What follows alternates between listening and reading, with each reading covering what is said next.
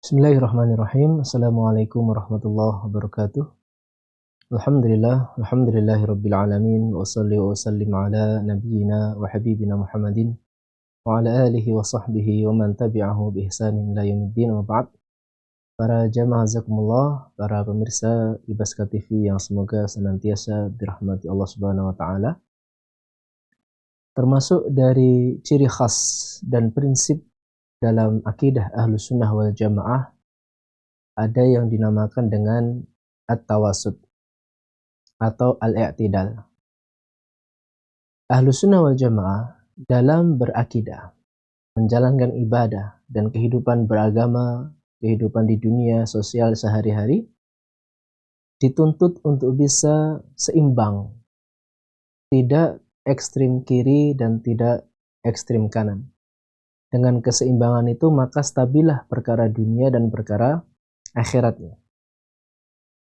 Maka para jamaah zakumullah, di kesempatan malam hari yang berbahagia ini kita akan membahas beberapa poin dari akidah Ahlus Sunnah dalam masalah tawassut atau al-i'tidal. Para jamaah zakumullah, min abrazi simatil wasatiyah inda Ahlus Sunnah, termasuk paling nampaknya wasatiyah, pertengahan di dalam prinsip Ahlus Sunnah adalah pertengahan dalam masalah i'tiqad, juga dalam masalah ibadah, masalah akhlak, masalah suluk, masalah muamalah. Di mana di malam hari ini kita akan membahas secara rinci, secara detail kaitannya wasatiyah Ahlus Sunnah dalam masalah akidah. Para jamaah zakumullah, Allah Subhanahu wa taala berfirman dalam surah Al-Baqarah ayat 143, A'udzubillahi minasyaitonir rajim. Wa kadzalika ja'alnakum ummatan wasata. Dan demikian itulah kami jadikan kalian sebagai umat wasata. Apa itu umatan wasata? Umat yang pertengahan. Bainal ghulu wa bainat taqsir wa bainal ifrat wa baina at-tafrid. Antara berlebihan dan menyepelekan. Kita di pertengahan. Ada 6 poin yang akan kita bahas di malam hari ini, yaitu bab wasatiyah dalam kaitannya dengan asma wa sifat. Yang kedua, bab wasatiyah yang kaitannya dengan al-qadar. Kemudian yang ketiga, bab wasatiyah yang kaitannya dengan al-wa'ad wal-wa'id. Kemudian yang keempat, bab wasatiyah dalam masalah sahabat. Yang kelima, hanya ada 5, dalam masalah menggabungkan antara keseimbangan dunia dan akhirat dalam masalah jama' bainat tawakkul wa akhdil asbab, menggabungkan antara tawakal dan mengambil sebab. Kita mulai dari poin yang pertama, para jamaah zakumullah. Wasatiyatuhum fi babi asma'illah wa sifatih. Yang pertama, Ahlus Sunnah mempunyai prinsip wasatiyah, pertengahan dalam bab asma wa sifat. Amma Ahlus Sunnah falam yanfau al-asma wa sifat anillahi ta'ala. Ahlus Sunnah itu meyakini bahwasanya nama-nama Allah, sifat-sifatnya sesuai dengan yang tertera dalam kitabnya, sesuai yang dijelaskan Rasulnya dalam sunnah-sunnahnya, dan sesuai dengan kemuliaan dan keagungan Allah. Tanpa tahrif, tanpa ta'til, tanpa takyif, tanpa tamthil. Maka wujud pertengahan Ahlus Sunnah adalah dia dalam masalah asma wa sifat di antara 2. Yaitu di antara orang-orang Jahmiyah, orang-orang Mu'attilah yang menafikan nama-nama dan sifat-sifat Allah. Dan yang kedua, pertengahan di antara Jahmiyah dan Musyabbihah yang menyerupakan Allah dengan makhluk-makhluknya. Maka famanhajuhum qa'imun ala itsbatin bila tamthilin wa tanzihin bila ta'tilin. Manhaj Ahlus Sunnah dalam masalah asma wa sifat adalah berdiri tegak lurus di atas pemahaman itsbat bila tamthil. Kita menetapkan sifat-sifat itu, sifat yad, sifat basar, sifat wajah, ya, sifat al-maji, sifat ad-dhahik, al-farah, al-ghadab dan sebagainya. Itsbat bila tamthil, tanpa kita memisalkan Allah dengan makhluknya. Laisa kamitslihi syai'un wa huwas samiul basir. Tapi kita tetapkan sifat-sifat itu kama ja'at, umirruha kama ja'at. Ya, kita imani sebagaimana yang tertera. Ini sikap Ahlus Sunnah. Wa tanzihin bila ta'til. Dan kita sucikan Allah tanpa perlu ta'til. Sebagaimana orang-orang Mu'attilah yang mentaktil karena mereka ingin mentanzih, karena mereka ingin mensucikan Allah ya dari sifat-sifat yang mereka sangka ada keserupaan dengan sifat makhluknya, maka mereka terjatuh pada ta'til. Aradu tanzih fawaqa'u fit ta'til. Mereka ingin tanzih, mensucikan Allah, tapi akibatnya mereka terjatuh pada ta'til. Ya, tanpa mereka sadari mereka malah menafikan banyak sifat-sifat Allah. Allah nggak punya yad, Allah nggak punya ain, Allah nggak punya wajah, Allah nggak istiwa di atas aras, Allah tidak maji, Allah. Karena itu semua mereka sangka adalah sifat-sifatnya makhluk. Adapun Ahlus Sunnah tidak. Ahlus Sunnah menetapkan itu semua sesuai dengan kemuliaan dan keagungan Allah sebagaimana tertera dalam Quran dan Sunnah. Kaitannya dengan hal ini, Syekhul Islam Ibnu Taimiyah mengatakan rahimahullah taala, fahum min babi asma'illah wa ayatihi wa sifatihi. Maka mereka Ahlus Sunnah wal Jamaah kaitannya dengan nama-nama sifat-sifat Allah. Wasatun baina ahli ta'til. Mereka pertengahan di antara ahli ta'til, ya orang-orang yang menafikan nama-nama sifat-sifat Allah. Alladzina yulhiduna fi asma'illahi wa sifatihi, yang mana mereka ilhad, mengingkari nama-nama dan sifat-sifat Allah dengan persangkaan mereka itu menyerupai dengan sifat makhluknya. Mereka pertengahan antara mulhidin ini, ya, orang Mu'attilah, orang Jahmiyah ini, ya,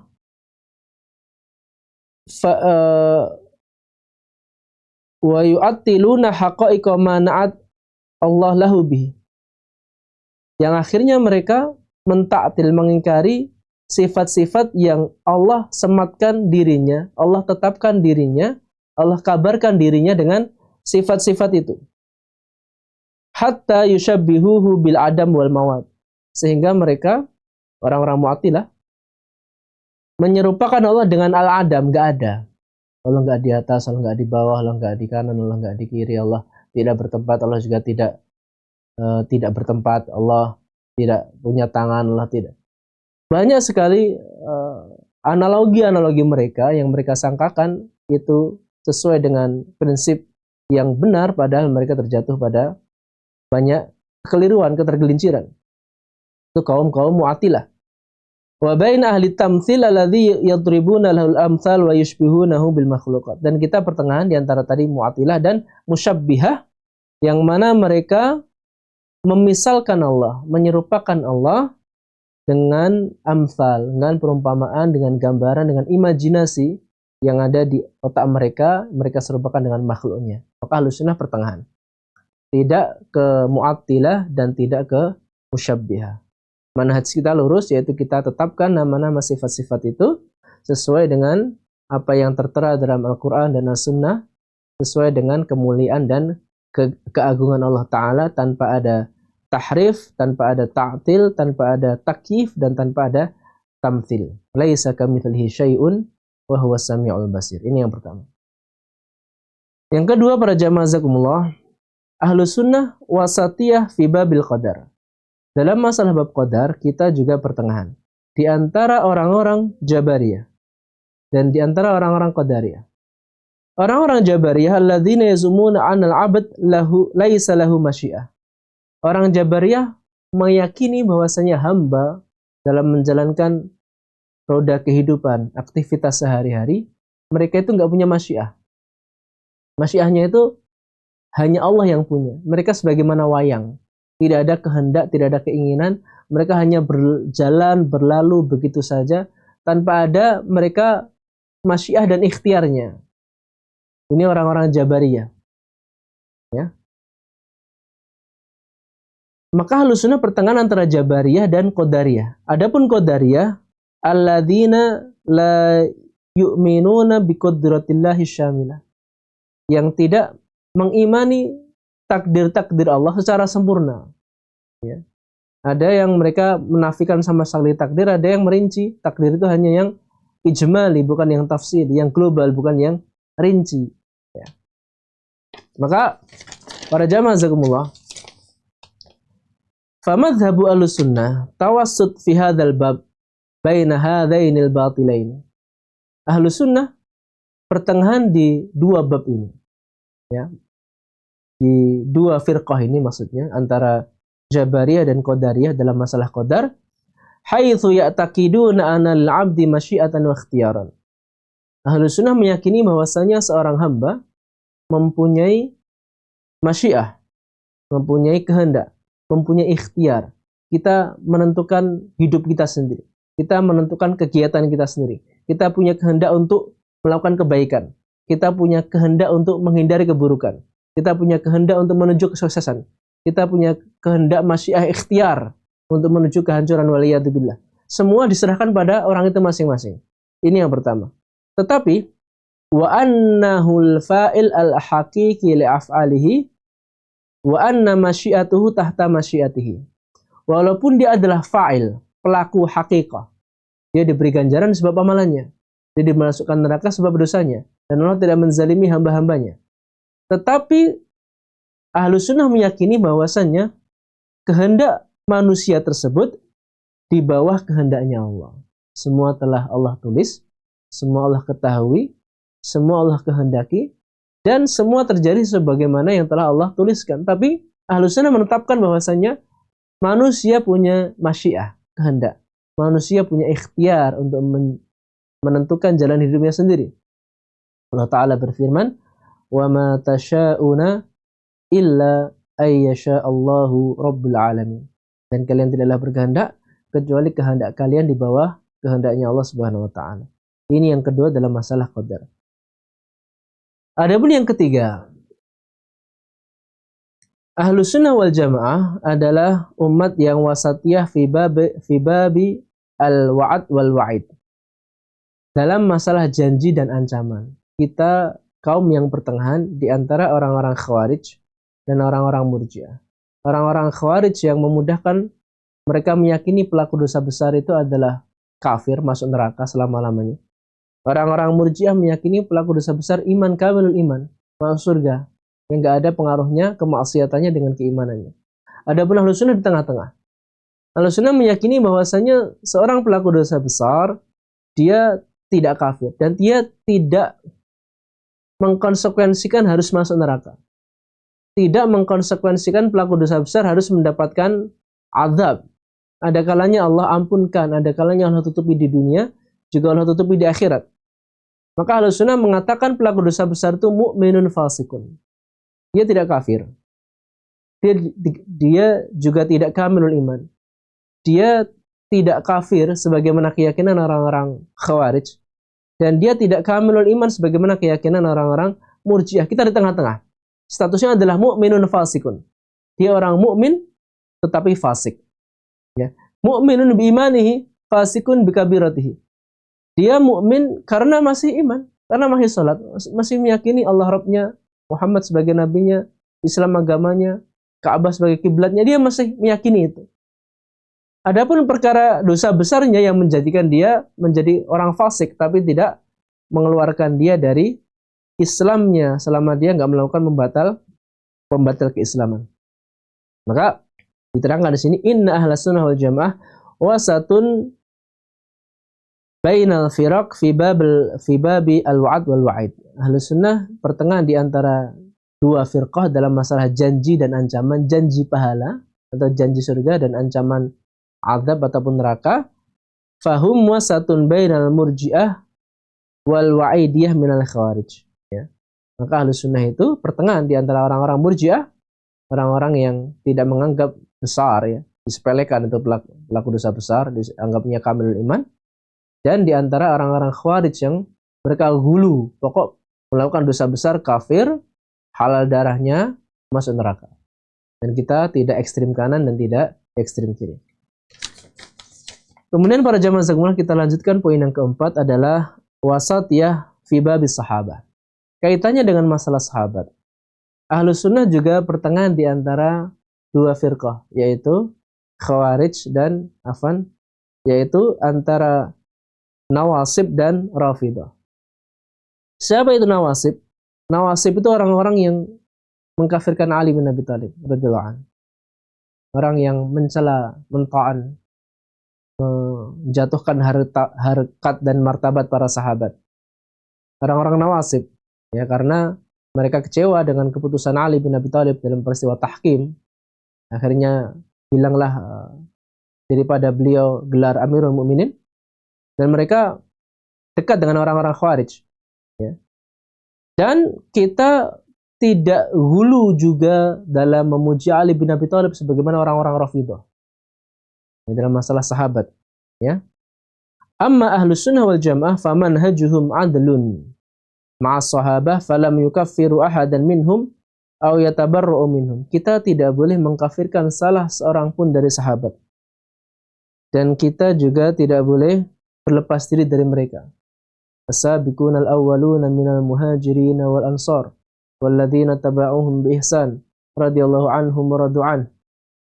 Orang-orang yang awal dari orang muhajir dan ansar, dan orang-orang yang mengikuti jalan mereka, muhajir dan ansar, Allah ridha pada mereka dan mereka ridha pada Allah. Allah menguji mereka, ya. Maka Ahlus Sunnah sifatnya adalah sikapnya terhadap para sahabat terkait pertikaian mereka, kita bersikap adil. Kita menutupinya. Kita tidak membesar-besarkannya. Kita tidak membenci salah satu dari mereka. Mereka adalah sahabat yang kiram. Mereka adalah para pengikut Rasulullah, orang-orang yang dicintai Rasulullah, ya, orang-orang yang dipuji Rasulullah. Walau anfaqu mithla Uhudin jabalan ma balagha nisfa muddihim aw nisfa muddihim.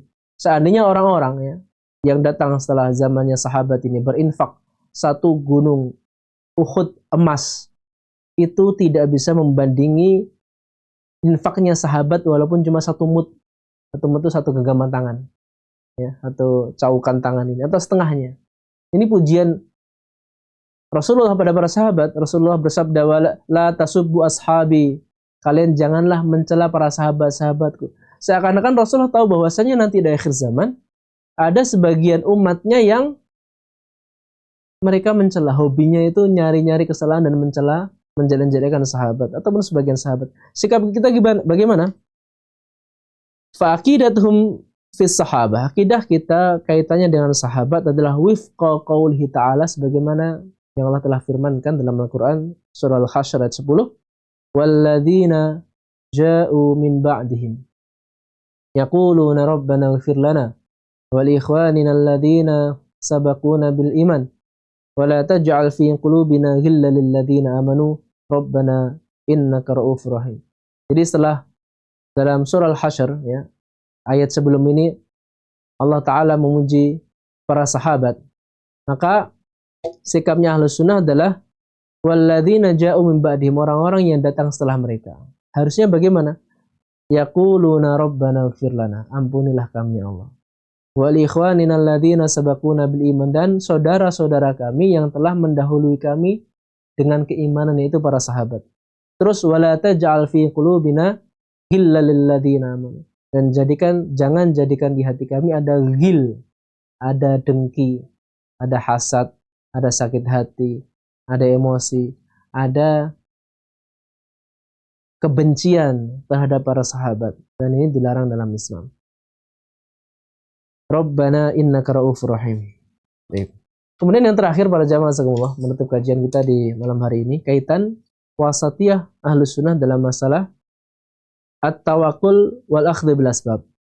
Kaitannya dengan orang dalam berkehidupan di dunia ini antara tawakal, pasrah kepada Allah Subhanahu wa taala dalam usahanya, dalam ikhtiarnya, dan juga di antara akhd bil asbab. Akhd bil asbab itu mencari sebab untuk mencapai daripada tujuannya. Tidak hanya tawakul saja tapi nggak mau akhd bil asbab, atau akhd bil asbab doang tapi nggak mau tawakul. Tidak cuma tawakal doang, doa doang, di masjid doang, ya, sholat doang, zikir doang, berharap rezeki datang, tidak. Tidak pula cuma kerja doang, nyari duit doang, ngejar dunia, tapi nggak mau tawakal pada Allah. Nggak mau memasrahkan semua pada Allah. Akhirnya dia terjatuh pada kesombongan. Ini semua akibat dari kehebatanku, kecerdasanku, keuletanku. Maka Ahlus Sunnah itu di tengah-tengah. Kita akhid bil asbab ya, kita kerja ya, kita mengambil semua kesempatan ya, kita ambisi pada keinginan dan pencapaian kita ya, tapi bersama dengan itu kita harus gabungkan pula dengan tawakal. Kita pasrahkan semuanya kepada Allah Subhanahu wa taala. Apa yang Allah kehendaki terjadi dan apa yang tidak Allah kehendaki tidak terjadi. Dan jangan bayangkan semua yang terjadi di dunia ini atas kehendak kita. Dan semua yang terjadi di dunia itu nggak sesuai dengan idealis kita. Karena semua yang terjadi bukan atas kehendak kita, tapi kehendak Allah Subhanahu wa taala. Maka al-jama' bainal amro ini, ya, Ahlus Sunnah menggabungkan dua perkara tadi, tawakal dan al-akhdh bil asbab, fi'lus sabab, yaitu kita kerjakan sebab-sebab. Orang mau pintar ya belajar. Begitu. Orang mau kaya ya bekerja. Orang mau jadi orang sukses ya dia effortnya lebih. Itu tidak dinafikan dalam Islam. Jangan cuma doa tapi nggak mau usaha. Tetapi juga yang kedua, al-i'timad 'alal musabbib wa wallahu subhanahu wa ta'ala. Dan di samping kita akhid bil asbab tadi, kerja ya, belajar dan sebagainya, kita juga tidak mengesampingkan bahwasannya yang merealisasikan itu adalah Allah Subhanahu wa taala, maka kita wajib memasrahkan semuanya hasilnya dari kerja keras aktivitas kita, perjuangan kita kepada Allah Subhanahu wa taala. Maka para jamaah zakumullah, dalam satu riwayat dikatakan laisa bi khairikum man taraka dunyahu li akhiratihi wa la akhiratahu li dunyahu. Tidaklah sebaik-baik kalian orang yang meninggalkan akhiratnya karena dunianya. Tidak pula meninggalkan dunianya karena akhiratnya. Kita harus seimbang. Pernah pada zaman Rasulullah Shallallahu Alaihi Wasallam datang 3 orang. Mereka bertanya kepada salah seorang dari istri Rasulullah tentang ibadahnya Rasulullah. Setelah dijawab tentang ibadahnya Rasulullah, mereka ka'annahum taqaluhu. Mereka seakan-akan menganggap sedikit amalannya Rasulullah. Akhirnya keluar ucapan dari mereka, aina nahnu min Rasulullah. Bagaimana kita kok bisa dibandingkan dengan Rasulullah? Faqad ghufira lahu ma taqaddama wa ma ta'akhkhar. Rasulullah itu sudah diampunkan dosa-dosa yang telah lampau dan akan datang, maka ya wajar kalau ibadahnya nggak terlalu mempenggiat sebagaimana kita. Ini persangkaan mereka. Kemudian salah satu dari mereka berkata, ama ana fa'akumul lail walam arkut. Adapun aku akan terus bangun malam, sholat malam semalam suntuk dan aku nggak akan tidur. Yang kedua, wa ama ana fa'asumu walam uftir. Aku mau puasa terus setiap hari dan aku tidak mau untuk tidak berpuasa, nggak mau mukal sehari pun. Setiap hari dia mau puasa. Yang ketiga, ama ana fala atazawwajun nisa. Adapun aku nggak mau nikahi perempuan karena aku mau fokus ibadahnya. Karena perempuan nanti kalau setelah nikah kita akan fokus dengan keluarga kita. Kemudian Rasulullah mendengar ucapan itu keluar dari kamarnya. Dan nampak dari wajah Rasulullah pengingkaran terhadap perkataan mereka itu. Antumul ladzina taquluna kada wa kada. Kalian ya yang ngomong barusan, aku mau sholat terus sepanjang malam, yang nggak mau tidur. Aku mau puasa terus sepanjang pagi, siang, aku nggak mau tidak puasa. Dan aku tidak mau menikahi perempuan. Kalian berkata ini. Adapun aku, kata Rasulullah SAW, atqakum billahu akhsyakum bihi. Aku adalah orang yang paling bertakwanya kalian kepada Allah. Dan paling takut kepada Allah. Toh seperti itu pun Rasulullah SAW, fa'usalli wa arkut. Aku ya sholat, ya ada waktu buat tidur. Gak semalam suntuk terlalu hulu dalam beribadah. Kemudian juga wa asum wa uftir. Kadang aku puasa juga kadang gak puasa. Keseimbangan. Jangan cuma melulu mengejar akhirat tapi meninggalkan dunianya, yang nggak bekerja ya, yang nggak ke aktivitas, ke interaksi sosial dengan masyarakatnya. Wa atazawwaju nisa, dan aku juga menikahi perempuan. Ya. Bersenang-senang mengambil hal-hal yang memang Allah mubahkan, Allah halalkan bagi laki-laki untuk mengambil kesenangan dari istri sahnya. Maka di akhir sabdanya Rasulullah SAW bersabda, "Faman raghiba an sunnati falaisa minni." Barang siapa yang benci, tidak mau mengambil sunnahku, maka dia bukan termasuk golonganku. Maka seakan-akan di hadis ini Rasulullah ingin mengajarkan kepada kita, umatnya, bahwasannya dalam segala sesuatu harus ada porsinya, harus ada kadarnya. Tidak boleh terlalu forsir, tidak boleh terlalu berlebihan pun dalam masalah ibadah, ya. Maka salah seorang ulama mengatakan, haqqun 'alal 'aqil an la yansa thalathan. Orang yang berakal itu selayaknya tidak meninggalkan 3 hal. Yang pertama, at-tazawwud lil ma'ad, berbekal untuk hari kehidupan. Dia beribadah, dia berbuat ketaatan, ya sedekah, ya salat sunnah. Yang kedua, wa tazawwud lil ma'ash. Dia berbekal untuk kehidupan ini, di dunia ini. Ya, dia bekerja, cari uang untuk kebahagiaan dia, menafkahi dirinya dan keluarganya. Dan yang ketiga, at-taladzuz bil halal, yaitu mengambil kelezatan dengan sesuatu yang halal, yang Allah halalkan untuk dia. Selama itu halal, silahkan dinikmati. Nikmati istri antum, nikmati makanan yang enak-enak. Kalian rihlah, kalian menikmati hasil kerja, dan itu mubah selama tidak berlebihan. Ya, kul man harrama zinatallahi allati akhraja li ibadihi. Ya, wa thayyibat minar rizq. Juga kulu washrabu wa la tusrifu, kita makan, kita minum, kita bersenang-senang, kita mengambil kelezatan pada apa-apa yang Allah halalkan selama itu mubah dan tidak israf. Inilah wujud daripada iktidal dalam Islam. Maka akhir kata para jamaah zakumullah, wasatiyah adalah jauhar dari Islam, inti dari Islam. Yang mana dengan wasatiyah itu akan terjadi harmonisasi, kestabilan dalam agama kita, dalam akhirat kita, dunia kita. Kita bukanlah orang yang ekstrim kiri, kita bukanlah orang yang ekstrim kanan, kita adalah ummatan wasatiyah. Demikian kajian singkat kita pada malam hari ini, semoga bisa diambil manfaatnya. Wa akhiru da'wana alhamdulillahirabbil alamin. Assalamualaikum warahmatullahi wabarakatuh.